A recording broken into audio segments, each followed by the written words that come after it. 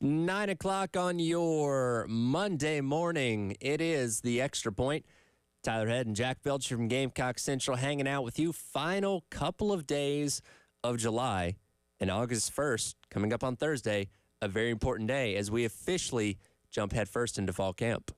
And it's finally here, right? We were just talking before the show about how this summer has been.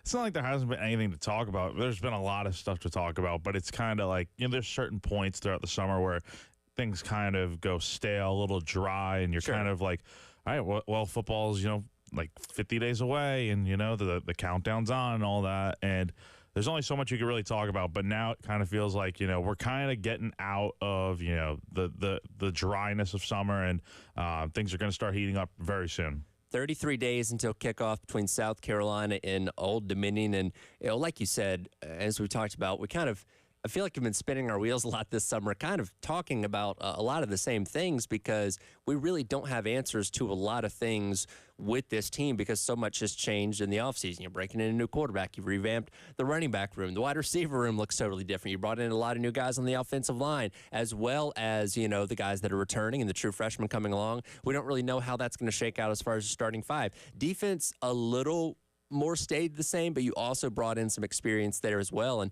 we don't know how those rotations are going to look out necessarily. So this is as close to a completely new team, maybe not to the extreme of like Colorado that flips its roster every single year now, but you've done so much different from what you had at the end of last season to now. And honestly, when you go 5-7, you should be making changes. And I think South Carolina has done more than enough to, replenish its team and kind of make it, not like a complete 180 to last year, but it's going to look different this year. And I think we'll see some different schemes and stuff this year. Obviously, you have Dow Loggins returning for, second year. I wonder how much different can the offense look? There were times towards the end of last year, I think of the Clemson game specifically, where that offense really could just not move the ball against a pretty good defense. So I wonder, how are you going to change that this year? And then I think just they have enough different guys out there that are going to be better this year. I just think the impact of specific players will be,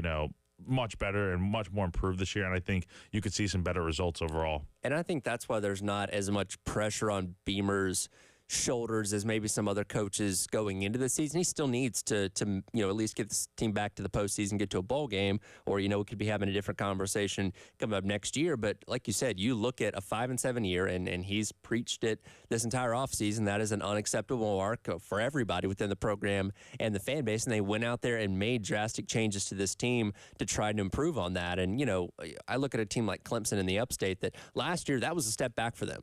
It wasn't a horrible season, but compared to what they've been doing, it was not up to par of what that fan base expects. And there was a lot of frustration and angst within the Clemson fan base about what was going on with that team. And I look at what their offseason was, which, of course, doesn't feature a lot of movement from the transfer portal. You just have to hope, if you're a Clemson fan, that offseason development of all those guys is that much better, where the team can make a turnaround this year, as opposed to what everybody else around the country is doing, is literally going out there and fixing the roster through the portal or through bringing in guys, as true freshmen. I totally agree with you. And I will ask, when you think about South Carolina's rosters over the last few years, I don't know, maybe I'm off on this, but do we feel like maybe this is the best team Beamer's kind of had talent-wise? It seems like, the defense we've talked about, they have a lot of older guys coming back, and they're also bringing in some new young faces and stuff and transfers and all that. And then you look at the offense. I think the front line is going to be better this year. I don't know what the starting five is going to look like up front, but I do think you have enough guys that you would feel pretty confident with whoever's going to start. And then, quarterback, Lenore Sellers, obviously the hype is there. Running backs are going to be better this year. Receivers, we'll see what happens. And then you got a good tight end room. So I feel like, am I wrong? Do we feel like this team is one of the better ones that Shane Beamer's had in his tenure? I think this team has the maybe highest upside potential. And I think a lot of that does stem from the unknown of not exactly knowing how all these pieces are going to work together, where, you know, in your mind, you can say, okay, well, I think it's going to be this, until we actually see something that suggests otherwise, as opposed to, like I said, with somebody like Clemson, where you stay status quo and you know what you have, and you just hope the offseason provides those guys getting that much more better, that much more developed at whatever position they're playing. So there's a lot of sense for optimism until, again, if you go out there and can't do anything on offense against Old Dominion, they score 40 points on you, then we're having a different conversation. I don't think it's going to get to that point, but until we see something negative with this team, we're probably going to be pretty optimistic about it. Yeah, and I think going to the season, I've had so many conversations and so many people have asked me, just random people like, hey, what do you think about the team this year and stuff? And it's so hard to get a gauge of what they're going to be this year because it's like they could either be, 4 or 5 wins or, they could make a bowl game or, they could reach, well beyond their ceiling and get to that 8-9 win mark. I mean, it's really tough to tell, and that's why it's talking season after all. It's just we don't know what this team's going to be like, but I think it's also a good thing because they could exceed everyone's expectations this year. I think the over-under for Vegas, I was looking the other day, is like 5.5 wins. I think they can definitely reach that mark. This team usually wins games they're not supposed to. Right. And, couple that with the fact that they've got some, pretty, fairly easy wins potentially on their schedule this year.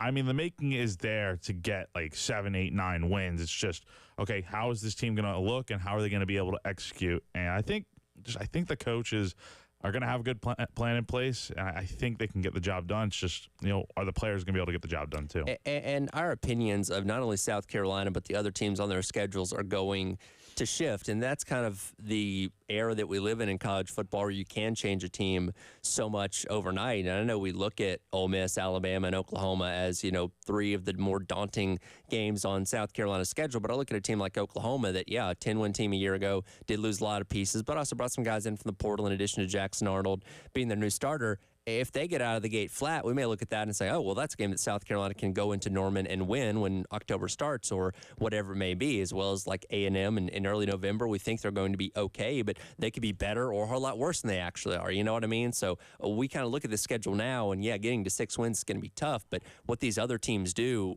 before South Carolina gets to them could drastically change. And by the middle of October, we could say, man, Carolina could realistically be maybe an 8 or 9 win team based on how these other teams are looking. And that's the thing with college football. It's like, injuries happen so frequently. I think coming into last year, when you look at South Carolina, everyone's thinking, I think they were picked to finish 3rd in the SEC East. And it's like, we probably could have seen that happening, but then injuries happen, and then it takes its toll. So I think around the country, you could see the same thing happen this year. It's like, what if Jalen Milroe goes down for Alabama? I know that they've got, talent after talent behind him and stuff, but like, what if like a key guy goes down? Then that changes things. And I don't know. There's some games on South Carolina's schedule where it's like, they're going to Alabama. It's probably not going to go the way they want. They're going to Oklahoma. Who knows what can happen? They got Missouri. It's tough to tell right now, but down the road, like it can be anyone's week. Did anyone see South Carolina beating Tennessee 2 years ago? I know we keep talking about that game, but it's like that night, no one expected that to happen after South Carolina had just gotten, demolished the week before in Gainesville. So anything's really possible in college football. And that's 100% true. And I don't think anybody in the country gave them a chance. And even a lot of people within this own fan base going into that game against Tennessee a couple years ago. But some nights you just hit it right and everything's on for you and everything working in your favor and the ball kind of bounces your way. And, the rest is kind of history. So, again, I think we solidly look and find, 4 to 5 wins on this schedule for South Carolina. It's where you can, be able to carve out those next 2 or maybe even 3 wins to get yourself into the postseason. And again, that's just a step forward. Now, every fan base wants to go into every season thinking they're going to win every single game and win the national championship. Only one team's going to be able to claim that when, the season's over. And again, I hope our perceptions of this team shift drastically in the positive direction through that first month of the season because, like Old Dominion and Akron, that's not really going to tell you a whole lot. But if you go on the road to Kentucky in week number 2 and have a convincing win, and if you can handle LSU at home in week number 3, like we could really go into the month of October not maybe thinking that South Carolina's going to run the table and beat those 3 tough teams in Ole Miss, Alabama, and Oklahoma, but we could realistically say, man, they might have a chance to maybe pop 2 out of those 3 or something along those lines. I don't know, man. Just one of those games. I think that first month of the year, because South Carolina notoriously hasn't really gotten off to strong starts in, their play. I think this year, it's tough. You got Old Dominion, obviously, week 1. That should be a win. Then Kentucky, then LSU, and then Akron to round out the month. And then, like, if you you're 3-1 by the end of the month, or shoot, even 4-0. I mean, I know it's hard to believe, but it's like LSU. It's a different team this year. No Jaden Daniels, and then you got Kentucky. We'll see what happens there. I mean, if you get 3-1 or 4-0, whatever, I mean, the entire complexion of how you view each week is going to be completely different. Whereas, if you're 1-3 or 2-2 heading into Ole Miss after that bye week, it's kind of like, I don't know. Ole Miss should be able to beat them, but if you're 3-1, it's like, hey, we got a chance. And the Juice Wells factor, it just adds to the rush of that type of atmosphere and how it's going to be. We didn't really get a chance to talk about this last week, but I'm sure everybody saw Kiffin's video with 2001 and Juice, and like Kiffin was a little more subdued at media days because his dad had just passed away a couple days before, and minus his little spat with Paul Feinbaum, but I think he's back to full form now if he's in troll mode already for a game that's not taking place till October. Man, that was such a Lane Kiffin, Juice Wells type of ordeal to do there. It just, I know South Carolina fans were kind of, they always get, I think fans of any, whatever the situation is, people are always going to be kind of a little up in arms about it. And I get it, but it's like at the same time, I mean, you can't just help but laugh about it. It's so funny and comedic, and there really is no coach out there like Lane Kiffin that just honestly he just doesn't care, and I think it's so funny. I mean, he's always poked the bear. I mean, he takes jabs at Alabama every single year from his relationship with Saban, and it's just an ongoing thing. I mean, that's just kind of what you come to expect from Nick Saban, and you can't really hate on it because it's just who he is. You know what I mean? And that's kind of what you come to expect with him. But yeah, that game coming up in October is going to have a lot of vitriol for, I don't even know what number Juice Wells is wearing at Ole Miss now, but whatever number he's wearing, like in basketball where away or home crowds will pick the one player from the away team to boo relentlessly the second they touch the ball for the entire game. That's going to be the Juice Wells effect in that game, I feel like. Do we think it's on the level of do we think it's when LeBron James returned to Cleveland the first time, 2010 or 2011, and then KD coming back to Oklahoma City? I mean, I'm thinking of those. Those are like the most hostile. That's like war type environment right there. Yeah. Do we think it's like that? I mean, South Carolina fans can definitely let you hear it. Sure. And it's a little bit of a different situation because I wouldn't say Juice Wells was the face of the team like those guys were. But the way it went down, where it was heavily implied that he was coming back in that tweet that he put out, and then a week and a half, 10 days later, whatever it was, he's suddenly going to Ole Miss. I think it's the fact that he led people to believe that he was coming back here, and there was a lot of excitement for that. Like, hey, man, Juice Wells is coming back. He's going to be healthy. He's going to be that main wide receiver that all these other guys that we'd already gotten a lot of guys at the transfer portal at that point in time. All these other guys going to be, falling in behind, and, it's going to be a great room because of that. And then he's gone, and it's like, oh, crap, what do we do now? Who's going to be our wide receiver number one? So I think it's more of the frenzy it sent the fans into that can kind of create that hostility. But yes, and especially the fact that is going to be a night game as well, I believe. It has the potential to be. Yeah, so it's in that 3:30 to 8 o'clock window. But man, you give me like a 7 o'clock game on ESPN with them coming in here. Oh, that's going to be a hopefully a night to remember for good reasons. Yeah, and I think Ole Miss by that point. I'm not sure exactly what they got in their schedule to start the year, but I mean, they really don't have any opposition up to that point. They could easily come in here undefeated. Yeah, and they probably will. If South Carolina is 3-1 by that point, I think they might drop one of those two between Kentucky and LSU. But if you're 3-1 by that point, it's give them a night game. South Carolina doesn't have a ton of night games this year, and I am not usually a big fan of night games from a work perspective. Love it as a fan, but from a work perspective, it's tough. But I think for that type of game, it would just be so insane because we're not. For us, we're not going to see something like that again for a long time. It does not happen often. It should be a really insane environment. Well, we'll know a lot about South Carolina at that point in time. Coming up next, we're going to go kind of position group by position group and rank them based on our confidence level. That's coming up next. It is The Extra Point. He is Jack Feltry. I'm Tyler Head on your Monday on the Game.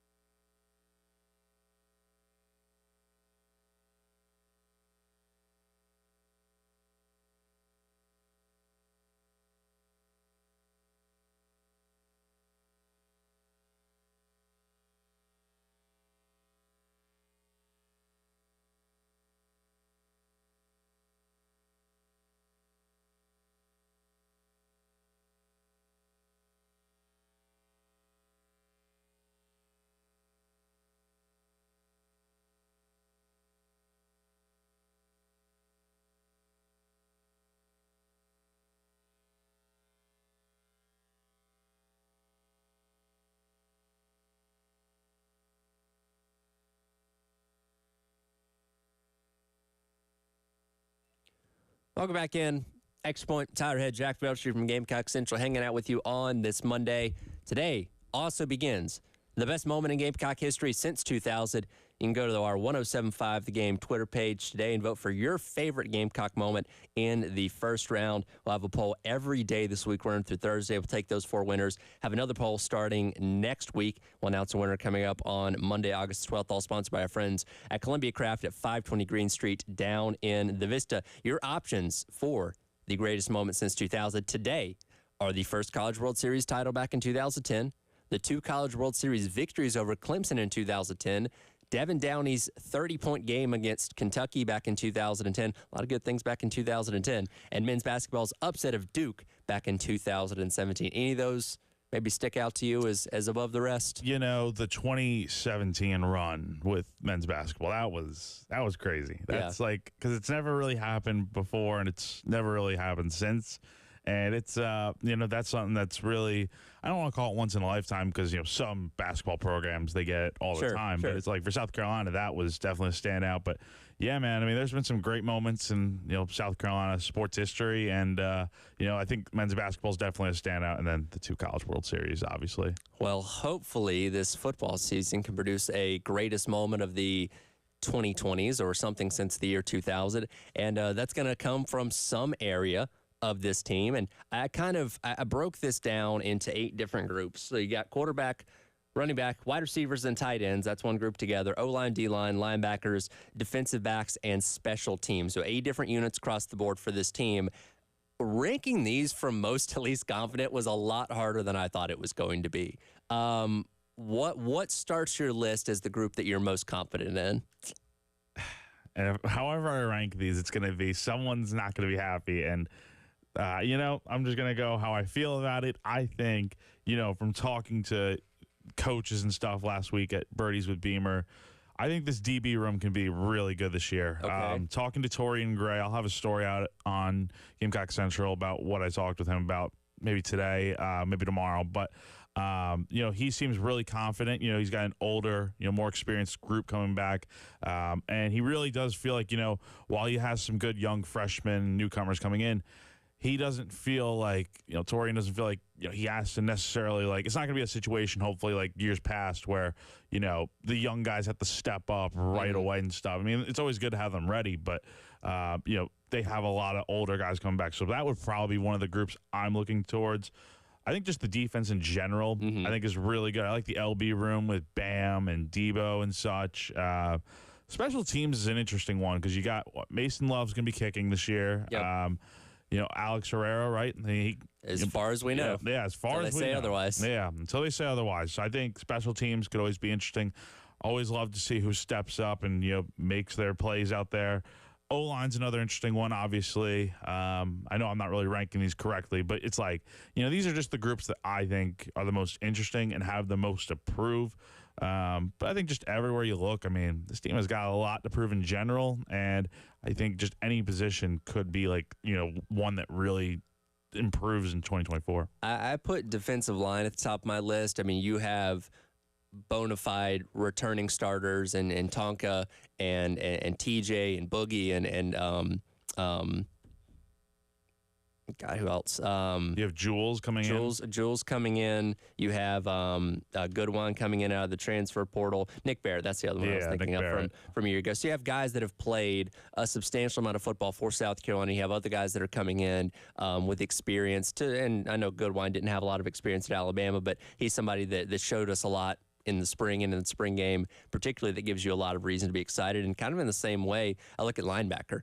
You got the experience of Debo Williams coming back. We saw what Bam Martin Scott was at the end of last year. Dimitri Knight, Bengali Kamara, 2 of the more highly touted guys coming in from the transfer portal. I just think that those front 2 levels, and I group edged in with defensive line as well. I think those front 2 levels just have so much experience there, in addition to guys that have already proven themselves here at South Carolina. I think those are probably going to be the 2 leading groups of this entire team this year, probably. Definitely. I think this defense, we've talked about it, I think they could be really good this year. Like, they have a lot of guys come back. Like you said, the D-line is going to be good this year. I think the LB room is going to be good. I mean, combine that with what the DBs can do and the safeties and such, I just really think this is Clayton White's year to really take that step forward and prove that he's one of the better defensive coordinators in the country, like we saw in his first few years here, where South Carolina is really a turnover machine on defense and such, and then offensively, I mean, look, like I said, the O-line got a lot of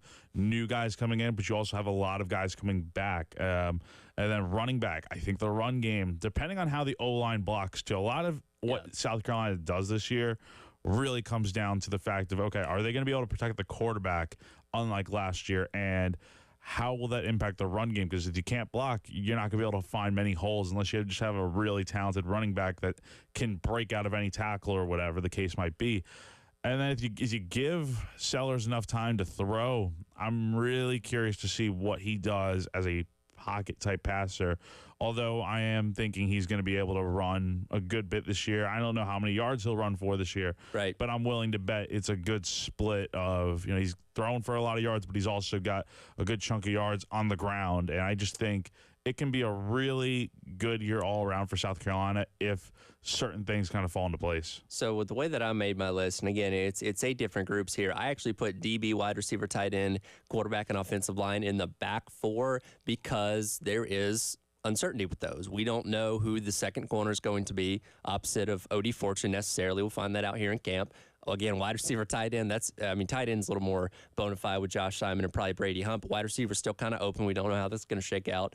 Sellers, I think he's going to be great, but we got to see it on display. We've only had the small sample size, and the offensive line is a huge mixed bag. Now, again, knock on wood, if everybody stays healthy, you should be able to carve out a solid starting 5. We just don't exactly know who that's going to be just yet. So that uncertainty gives me a little pause and hesitation with those groups, which is why I put them on the back half as opposed to defensive line, linebackers, running back, because we kind of know what Rocket Sanders is as long as he can stay healthy, and special teams, who wasn't horrific a year ago. They just got to clean up some mistakes. Could have been better. Yeah, they could have been better. Yeah, and I think everything we say, you kind of have to also take with a grain of salt because, I mean, at the end of the day, like, it is South Carolina, but it's also like, injuries happen. Mm-hmm. Things happen in this sport that you just can't see coming, and you have to prepare for it. And I think the depth is there pretty much, I think, in my opinion, at least, pretty much all around, to where it's like, if injury happens, I think you're more equipped for it this year.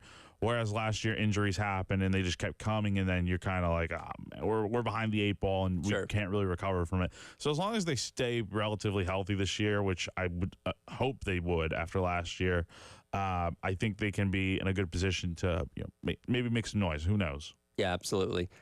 Just mentioned running backs a moment ago. We'll dive into a little bit more about Rocket Sanders. Let's hear what Coach Beamer had to say last week at our Birdies with Beamer about the expected starting running back for the Gamecocks. I want to remind you, the Ultimate Season Ticket giveaway is back starting today. One winner is going to receive tickets to all South Carolina home football, baseball, men's and women's basketball games for the 2024-2025 sports calendar. You can register by going to 1075thegame.com and clicking on the Ultimate Season Ticket 2.0 on our media reel. Just like last year, we're going to announce the 3 finalists that will come out to our summer golf tournament at Charwood in West Columbia at the end of the month. And we'll announce a winner there. It's all sponsored by our friends over at the Men's Clinic at the Irmo Professional Center. More Rocket Sanders conversation coming up. It is The Extra Point. He's Jack Veltri. I'm Tyler Head here on The Game.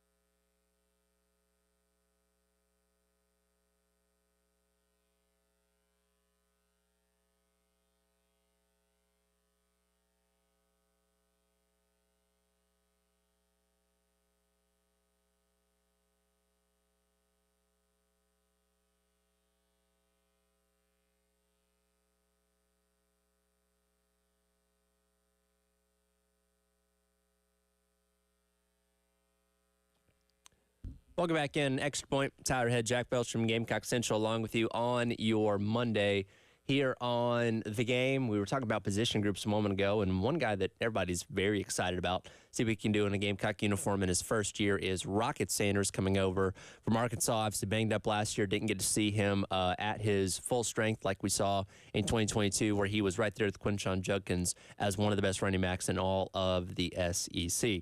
On Thursday at Birdies with Beamer, here is Coach Beamer talking a little bit about Rocket Sanders as he comes into this program. Yeah, I think so. I'll say this first, too, Phil, that I really like all of our, backs. I was just talking to Jay and Terry outside from 107.5 The Game about that, you bring back Juju, and DJ Braswell played some for us as a true freshman, but then you add Rocket, you add Oscar Attaway, you add Jawarn Howell, Matthew Fuller's coming in as a true freshman. That group is better, but certainly, when you look at Rocket and what he's done in his career, but particularly in the SEC, it's pretty impressive. And I mentioned it in Dallas, and it's true. I think people forget about the year he had in 2022. I know I had in some ways when we started trying to get him here to Carolina. You go back and you watch some of the stuff from 23, and he wasn't healthy, and he didn't have the year that he wanted. But then you start watching 2022 tape, and you're reminded pretty quickly just the talent he has and the talent that he is. But there's no question he's one of the best running backs in the country, in my opinion, and has worked really, really hard since January to put himself in position to be the best version of Rocket Sanders that he's ever been. And he's really done a great job of that, and still has work to do, don't get me wrong, but between him and the running backs around him, I'm excited about that group. And again, if he can perform at full strength like we saw him 2 seasons ago, can legitimately be one of the best running backs in the SEC. But we've talked about a lot this offseason. You need a strong offensive line to go with that, because it doesn't matter how good you are, your offensive line, if they can't block for you, you're only going to be so successful. But I came across something this weekend that I thought was really interesting. This was from Saturday Down South, and it was a list of 10 surprising stats across the SEC going in to the season. And number 1 on the list was the last time he was healthy, Rocket Sanders finished 9th in the FBS in overall scrimmage yards. And again, he and Judkins were right there at the top of the SEC. But one thing within this, he broke 65 tackles that season. Now, not all those were necessarily behind the line of scrimmage, but still, I imagine a good amount of them probably were. And it got me wondering, did he make that offensive line at Arkansas maybe looked a little bit better than it actually was? Because we know they were disastrous last year. Like last year, they were atrocious across the board. In 2022, they gave up 31 sacks, which was 11th worst in the SEC. But again, one of the best rushing offensive lines when it came to blocking because of the numbers that Sanders put up. Last year for Arkansas, Sanders was the only guy in a game against an SEC team when he was healthy, ran for 103 against Florida, the only Arkansas player to run for over 100 yards against an SEC opponent. Isaiah Ostagov ran for 101 against Florida International. I'll put that to the side. But again, in the one game he was healthy, Sanders made that offensive line look better than it was. We obviously hope that South Carolina's offensive line can take a step forward, but even if they're not world beaters, Rocket Sanders may be able to supplement for a little bit of that. And the thing is, good running backs, or I should say great running backs, make your team better, and they make the holes on your team look a little less worse than they really are. I mean, here's a stat that I kind of, measure to see how good a running back kind of is. I mean, Rocket Sanders in that year that we talk about, that was amazing, almost, over 1,400 yards on the ground. He averaged 6.5 yards per carry. Mm-hmm. Now, let's go back to last year. And I know it was an injury-riddled year, but when he was healthy, I mean, he averaged 3.4 yards per carry, which is, it's basically cut in half of his production from 2 years ago. So I think it does have a little bit to do with the offensive line, and I also think it has something to do with, him not being fully healthy and stuff. So I think anywhere close to what he was in 2022, even if it's not, nearly being a 1,500-yard rusher, if he can get in that 1,000-yard range, that ballpark of, South Carolina running backs haven't always been, amazing. Obviously, you have Kevin Harris a few years ago being a 1,000-yard rusher, Mike Davis, Marcus Lattimore, George Rogers. There's a lot of good, talented running backs in this program's history. But, I mean, lately it's been just the running game hasn't been where it needs to be. Yeah. And I think with Rocket and these other guys they're bringing in, you really have the potential to be I mean, Rocket's going to be amazing, I think, honestly. But I think you have the potential to have a really good trio of guys that can go out there and run the ball whenever you need them to. And I don't think there's anything wrong with a back-by-committee approach, because that's what a lot of programs do to this point. But when you have a bona fide bell cow back in Rocket Sanders, he should be taking 60 feels right. 70% of the carries. And yeah, you want Attaway, you want Howell. If these guys are able to play at this level, you certainly want them to have their moments too. But if Rocket is healthy, he needs to be the main guy. And that's the thing. I think week 1 and maybe week 2, I don't want to say like a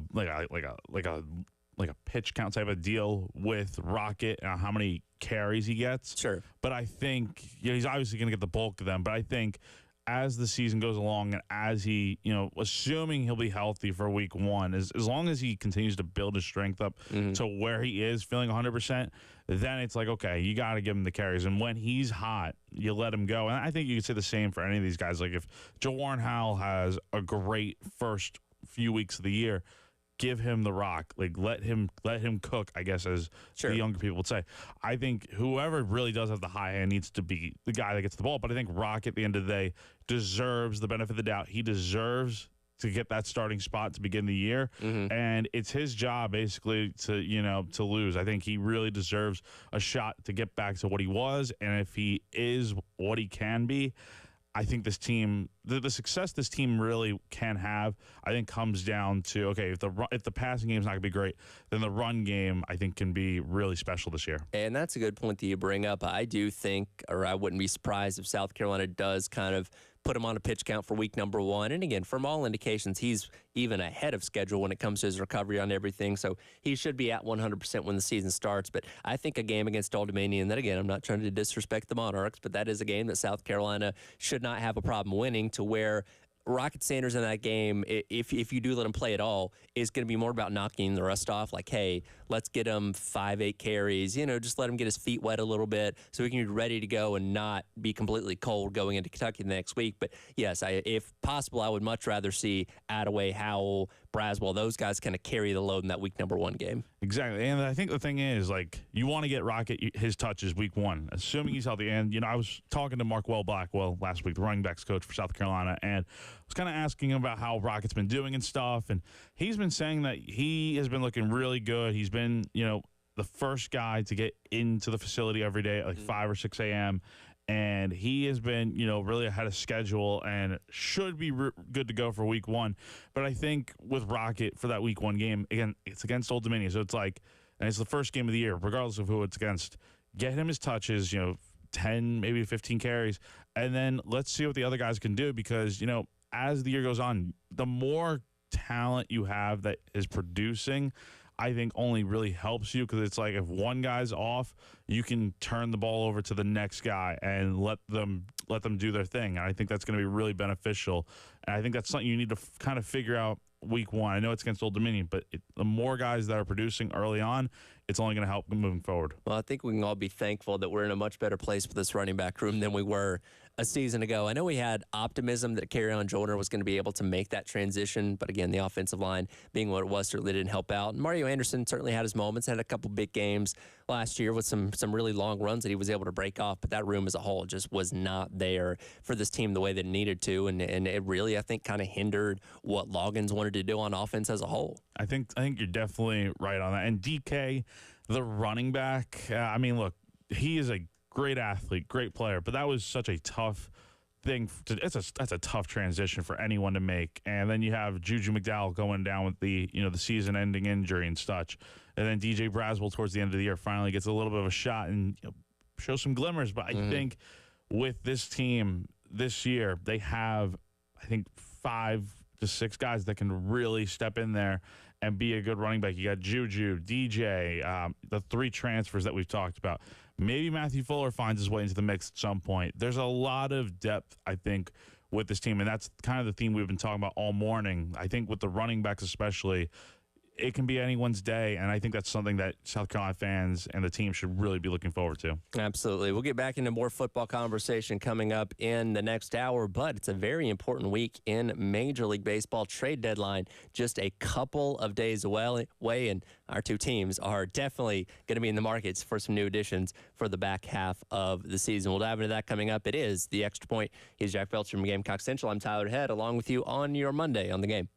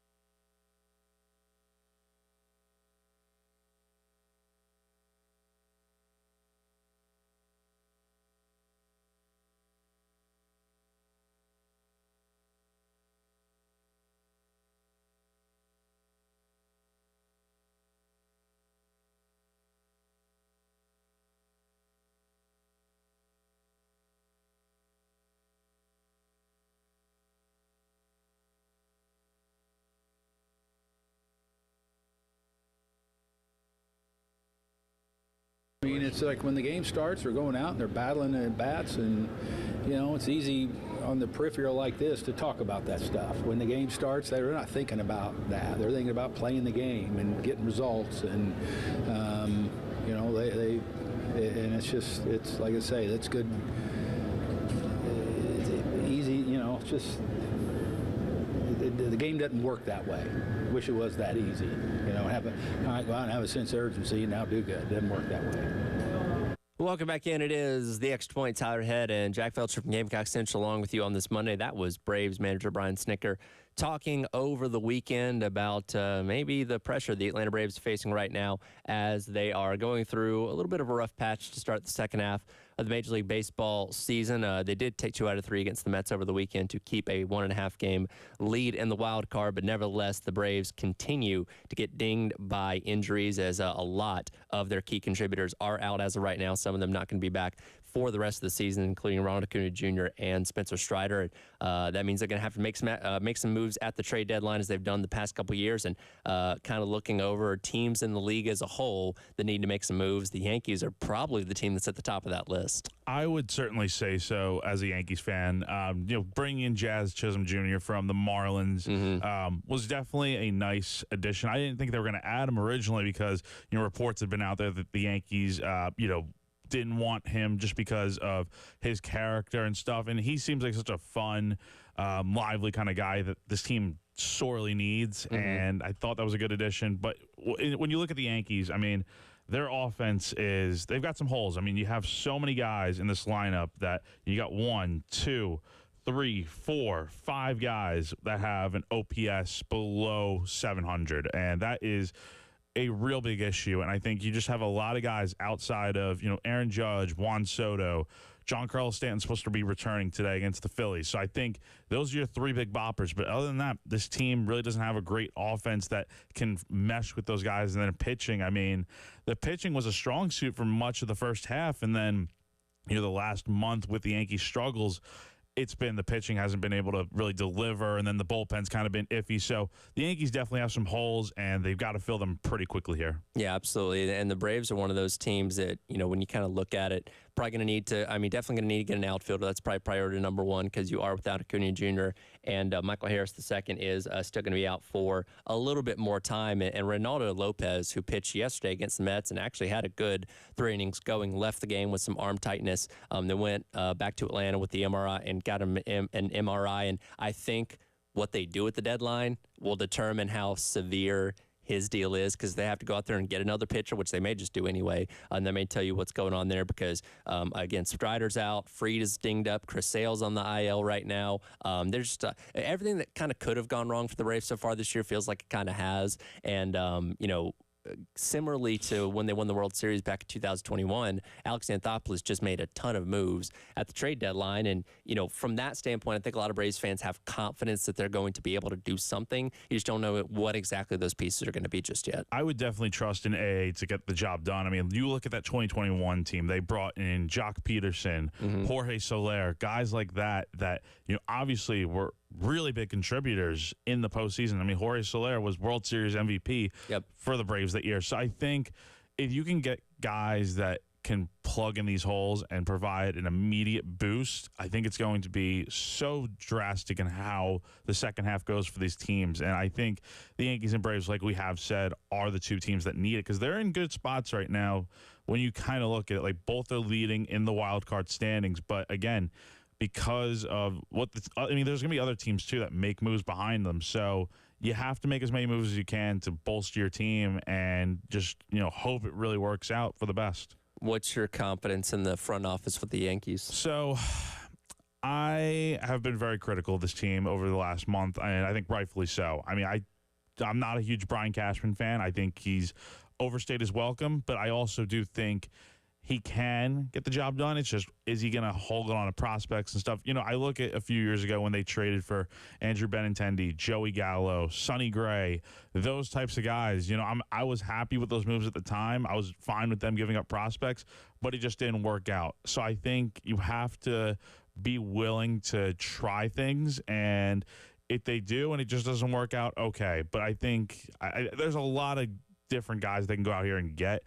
It's just I don't know. I think they need bullpen arms. I think they need a starter, maybe another infielder potentially. There's a lot they need, and it's in such short time that I don't know if they're gonna be able to get the job done. But I don't know. I mean, I think they can. It's just, are they going to be willing to get rid of the prospects they need to? So Buster Olney of ESPN put out his list over the weekend of teams in most desperate need for moves at the trade deadline. Yankees are number 1, but the Mariners at number 2, Dodgers at number 3, Red Sox at number 4, Guardians at number 5, Rangers at 6, Braves at 7, and then the Kansas City Royals at number 8. So those are teams that they expect to have the most movement here in these next couple of hours, because it is the 31st when the trade deadline officially ends. Yeah, and I really do wonder who the team, if we're going to make a prediction right now on which team I think is going to be the team that really takes that leap forward after the deadline here. I like what the Mariners are doing. I like them trading for Randy Arozarena. His stats show that, okay, he's not having a great year, but he got off to such a rough start, and he's been playing super well lately. I typically think the Mariners would be the team to make moves to get where they need to go. But at the same time, I could definitely see the Yankees or Braves being one of those teams that makes enough moves. But the Royals are an interesting one because they've got a good young team. Will they be willing to go for it or not? I think they can. They've got a great team this year. We'll see what happens. Again, deadline coming up on 31st. I believe it's 6 o'clock, right? Yeah, it's usually later in the afternoon. 6 o'clock on July 31st. We'll get back into some football discussion coming up in hour number 2. It's The Extra Point. He's Jack Beltry. I'm Tyler Head on your Monday on the Game.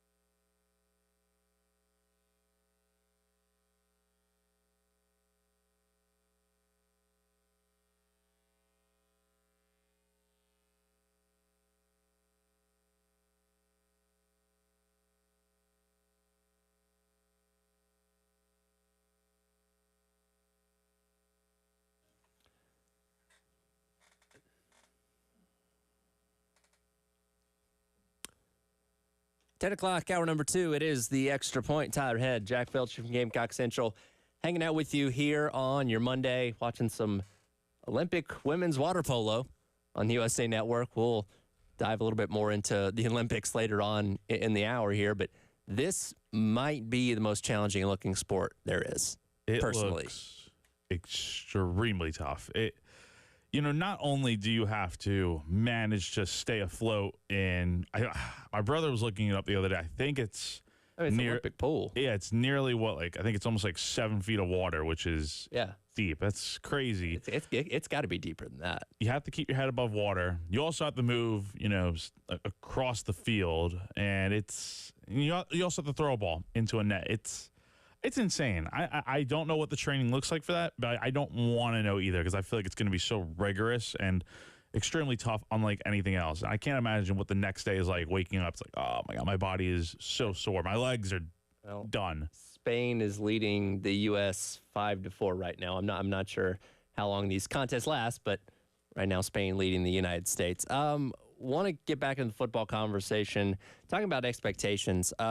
We've talked about kind of the narrative surrounding the South Carolina program through the offseason, through media days, about what those expectations are about this team. Here is Coach Beamer on Friday talking about the low expectations that others have for South Carolina.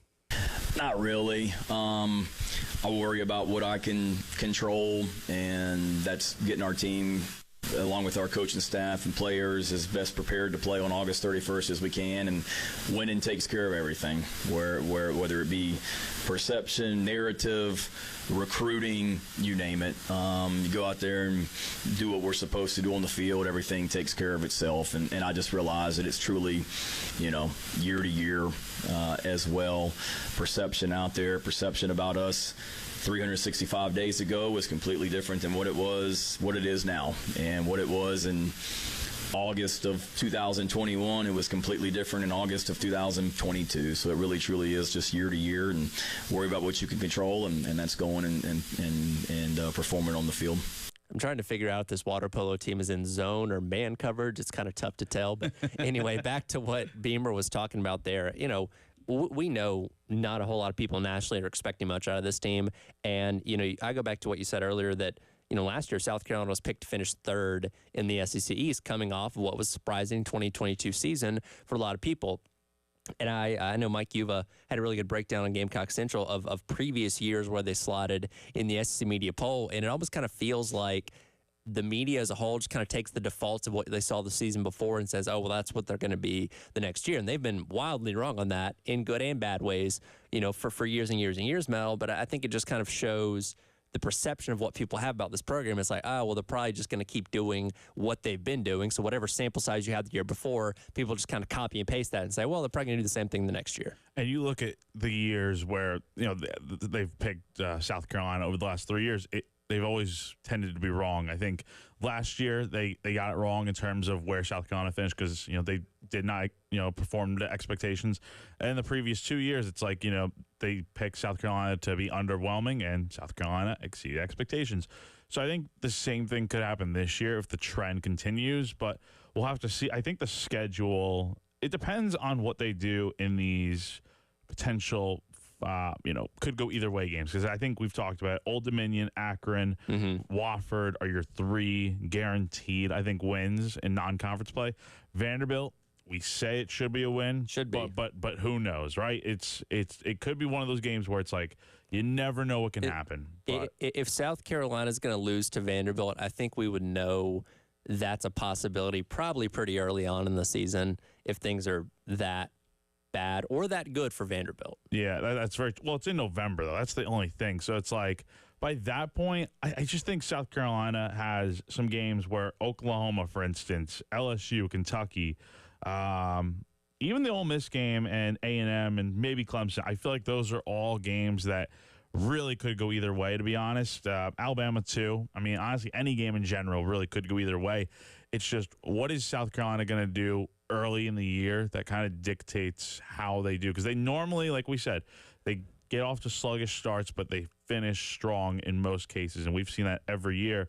I think this year if they get off to a good start, how do they keep it going the rest of the year is my question. And that was something that Beamer mentioned specifically. He wasn't even asked about it, but he brought it up on his own accord the other day when talking to you guys in the media that, hey, we got to be better in the month of September. They were right around 500 in his time in September, but 1-6 in conference play, that one being against Mississippi State a year ago. Now, yes, in the prior 3 years, you were playing Georgia in September, so that usually didn't end up going in your favor. Nobody thought it was going to, but you look at Kentucky and LSU this year, and yeah, the Kentucky game, very winnable. We view that as a swing game, and LSU's not out of their own possibility. I think that brand of LSU strikes a lot of fear in people because of what they have been. But given what they lost this year, you lost 3 first-round talents on the offense, didn't really retool a whole lot on the defense from where they were a year ago. I think this game has a chance that South Carolina could be in this and win it possibly. Totally. And they got 2 wins, I think, on their schedule in September, Old Dominion and Akron. Those should be wins. If not, I don't even know what we're talking about here. But if we lose to Old Dominion week number 1, we have a different conversation to have about this team. You know, it's funny. I was playing College Football 25 like 2 days after I got it, and I'm playing Dynasty mode with South Carolina. And first game of the year, I'm still learning the game, but like I have it down to where I can play pretty well. I think it's against the CPU. Sure, but I somehow lost against Old Dominion, and man. I went back and tried to do it again, simulated it so that way I didn't have to play it. Yeah. It simulated to a loss. So it's like if they lose that first game, the whole narrative of this year just goes down the drain. But I think those are 2 wins right there. And then, if they like we said, if they go 3-1 in the month of September, and keep in mind that after the Akron game, which should be a win, they will have a bye week. Yes. So the vibes could be really good if they are like 3-1, 4-0. I mean, if they're 2-2, it's like, but like, if they are 3-1 going into that bye week, Ole Miss coming out of it, they really could set themselves up in a good position to where they kind of, I don't want to say take off, but they got a chance to really do some damage here. And we talked a little bit earlier about how hostile that crowd's going to be in general because of the Juice Wells factor. But yeah, you go in that game 3-1 or maybe even 4-0 after having a week off.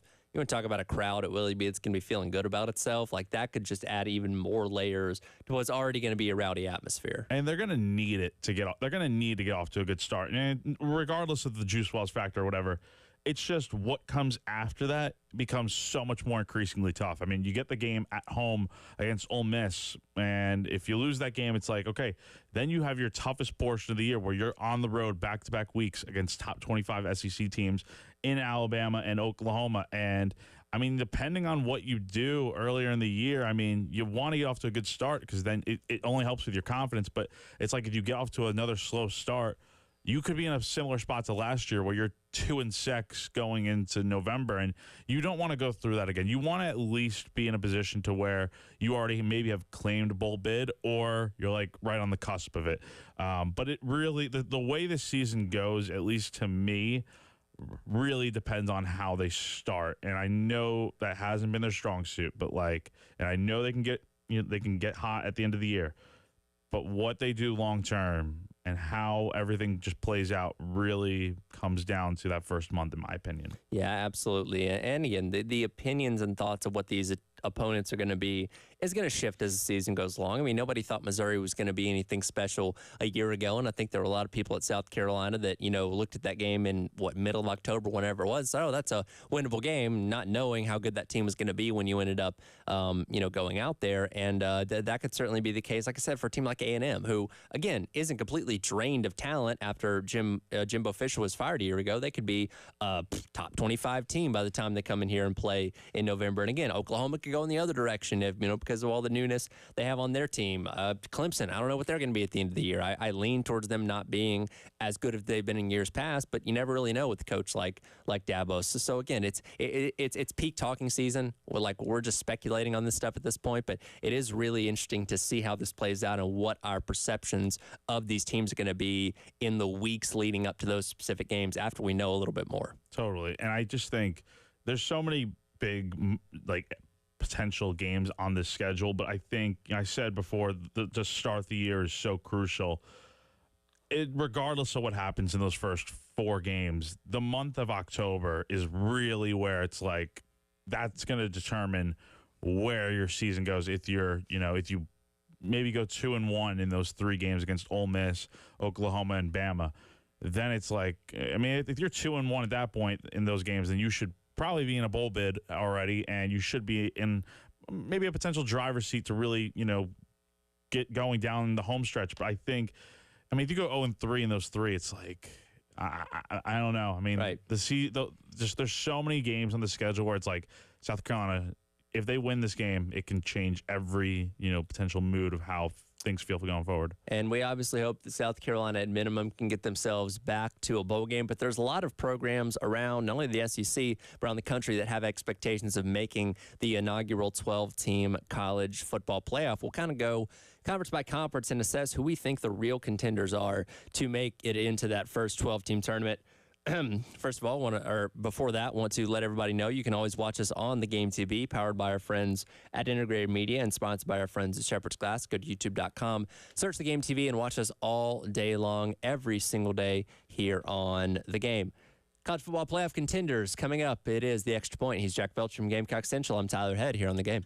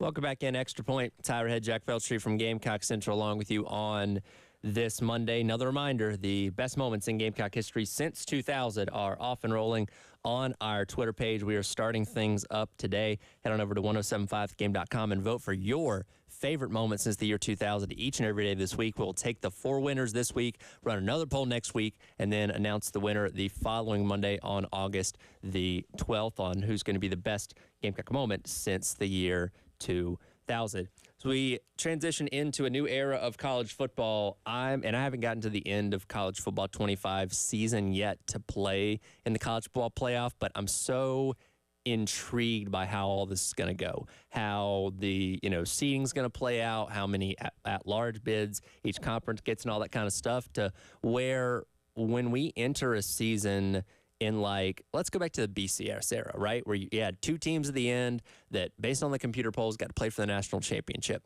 On a good year, I think you could realistically go into a season saying there were probably maybe 8 or 9 teams that you probably thought had a realistic shot at it. When you went to the 4-team college football playoff, you maybe add another couple to 11 or 12 on a good year, and that's not every single year, but a good year, felt like have a shot.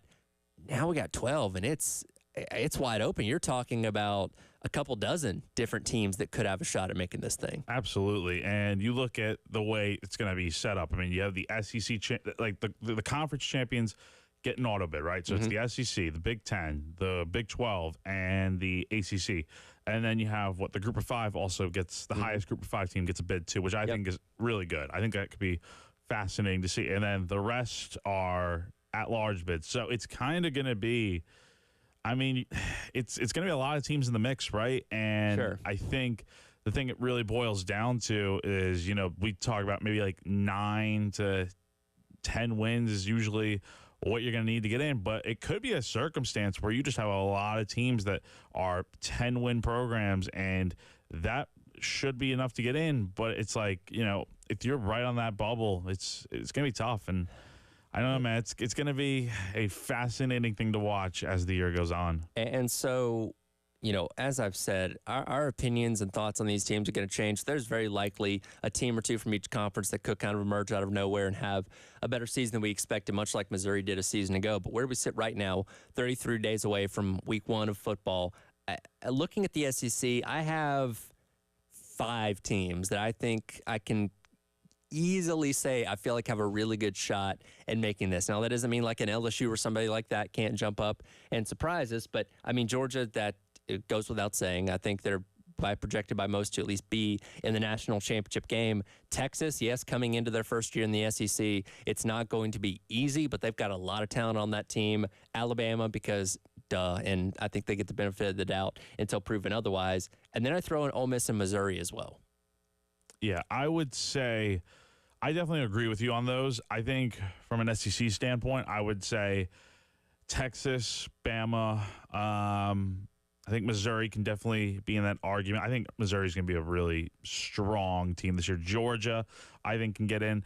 I don't know. Outside of that, I mean, it's tough because it's like, I don't know, what is going to be enough is the question. You look at last year, going after 12 weeks of the season, and that's kind of how I'm looking at right now because, once you get to, conference championships and stuff, anything is really possible. But after the end of the regular season, you have, the top 12 teams in the college football playoff rankings all had 10 wins or better. LSU had 9 at 13, and then, you have 4 more teams in the rest of the 25 that had 10 wins or better, and that includes Tulane and Liberty, both with 11 and 12 respectively. So what I mean to say is that there are going to be a lot of teams from around the country, not just the SEC, that have teams that are able to get in, and I wonder how many SEC teams get in. Obviously, if you're, if you only have like 1 or 2 losses and you're in the SEC, you should get in. And I think having the SEC bias, let's admit it, it's out there. Sure. And I think that only helps them. But I think there are going to be a lot of teams that are fighting for those spots. And I don't know. I think at most you could probably see, besides the conference champ, maybe like 3 or 4 other teams in there, and that takes up a lot of spots when you think about it. I think for sure, I mean, in any conference, if you go undefeated now, it means you win the conference championship. You're going to be in no matter what. So undefeated in the SEC, absolutely. One loss in the SEC, unless you lose to like an FCS team, which if you're 11-1, that should not happen. But one loss in the SEC, I think you're fine. I think that's a mulligan. You should be okay. 10-2, I feel pretty confident about as well. Get you in. Missouri's a team though. Their schedule's really easy. I don't know if you've taken a look at it, but their out of conference is Murray State, Buffalo, Boston College, and then UMass. So not exactly challenging themselves with the out of conference stuff, which again, they should win all 4 of those games pretty easily there. But let's say, and their schedule, they have one really, really tough opponent in Alabama. Let's say they lose to Alabama, and I don't know, just for the heck of it, let's say South Carolina beats them too. So they're 10-2. Again, they've done a pretty good job with what schedule they're given. I would wonder if that out-of-conference schedule dings them a little bit in the eyes of the committee, depending on who they're going up against. They're kind of splitting hairs here, that like, okay, you didn't challenge yourself outside, and if you didn't beat Alabama or South Carolina, I don't know what their signature win at that point in time would be. And that may be a situation where they get left out. I'll tell you what, they will definitely get left out if that's the case. Like, their schedule, that first month of the season is, quite frankly, probably the easiest schedule. If they don't go 4-0 in those first 4 games, matter of fact, probably 4-1 or 6-0 in those first 6 games, because you also have to go to UMass, which is a totally random. That is very weird. That is a strange type of game against UMass there. But I do think, like, if you lose to Bama, Oklahoma, maybe if you have 2 losses with that schedule, I don't think they're getting into the playoff. Like, unless your signature wins come against like Bama, Oklahoma, A&M. I mean, honestly, like, Bama and Oklahoma are probably the 2 toughest games on that schedule. Right. And that's looking at it right now. Things could change in a month's time. I mean, who knows? But I definitely do think, like, for Missouri to get into the playoff, maybe 1 loss on the schedule would have to do it, because like they're setting themselves up for, like, if they lose, like we said, if they lose to Alabama, Oklahoma, one of those teams or 2 of those games, I mean, it's going to be really tough to sell the committee on, hey, we went 10-2, but we have 2 losses against these teams. But at the same time, it's like your non-conference schedule is horrendous.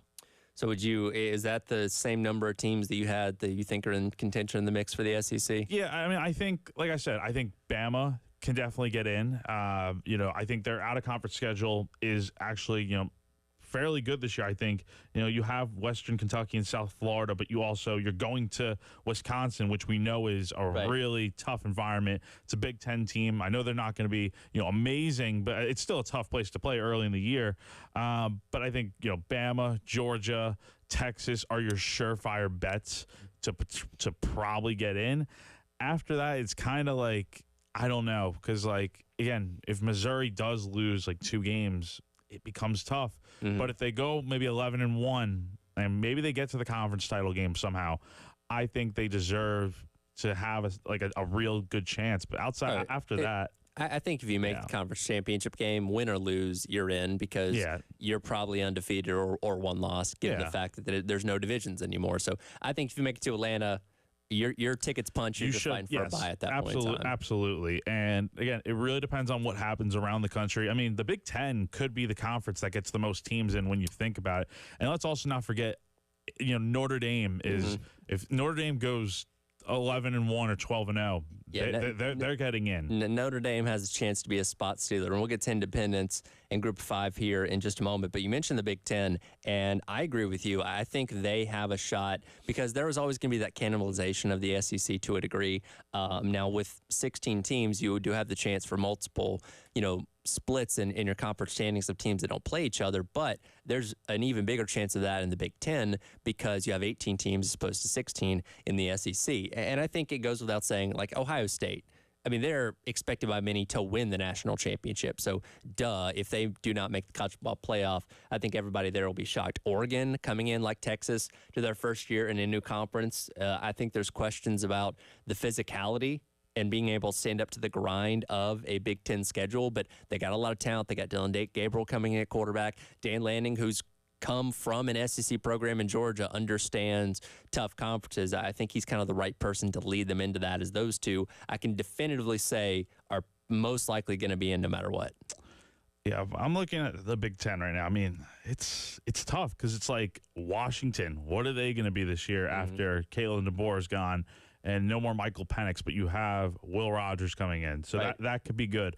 You have Southern Cal, which I don't think Southern Cal is going to be all that good. I mean, they'll be maybe, but who knows? Oregon's the team that I think is definitely one to keep an eye on. I think they're going to get in. Penn State typically, and they're a pretty good team. I think they can make some noise. It depends on it depends on what these teams' losses are. Because if you lose a game you're not supposed to, then it's like you can kind of write yourself off. Unless you have amazing wins after amazing wins. But I think the real ones to keep an eye on, Ohio State, Penn State, and Oregon. And, I mean, Michigan could. I mean, I don't know. It's just I don't think Michigan – it depends on what they do against Texas early in the year and such. But, again, I think the SEC and Big Ten are going to have the most representation. There is a real possibility – outside of the conference champions, they get three teams in each, and that would take up probably all the spots. Michigan's an interesting one because I don't think they're as gutted as maybe some prior teams have been after winning national championships. Like I look at LSU back in the 2019 season. Like we all knew once that season ended, Burrow, Jamar Chase, all those guys were going to be gone, and they were going to kind of regress back to being an average team, and they ended up being that. Like I don't want to say Michigan's necessarily like that, but it would not surprise me if they were. But I do think you got to kind of give them the benefit of the doubt until you see otherwise. While I don't expect them to be in Indianapolis playing for the Big Ten championship necessarily, I think they could have a shot at being one of those kind of last teams in the Big Ten. Oh, totally. And I think, I mean, their non-conference schedule typically is not the toughest in the world. But this year, I mean, you got Texas in Ann Arbor to start the year. Your first month of the season, your first 5 games of the year are all at home. And if you go 5-0 in that stretch, it's like you have a real chance. And then you go take a trip to, to the other side of the country in Seattle. And then, after that, it's just, I don't know. I mean, Texas, Washington, Oregon, and Ohio State are your 4 toughest games this year. If you go 3-1 in those games, I think you could take care of business. The rest of you could probably almost go undefeated the rest of the way again. I don't know. This team, they could be severely different this year. No J.J. McCarthy, new coach and all that, but I think they still have enough to at least be in the mix in the home stretch of the year. Absolutely, and we will dive into some of these other conferences and how they might shake out as far as the 12-team college football playoff goes. Coming up, it is the Extra Point. He's Jack Welch from Gamecock Central. I'm Tyler Head, along with you on your Monday on the Game.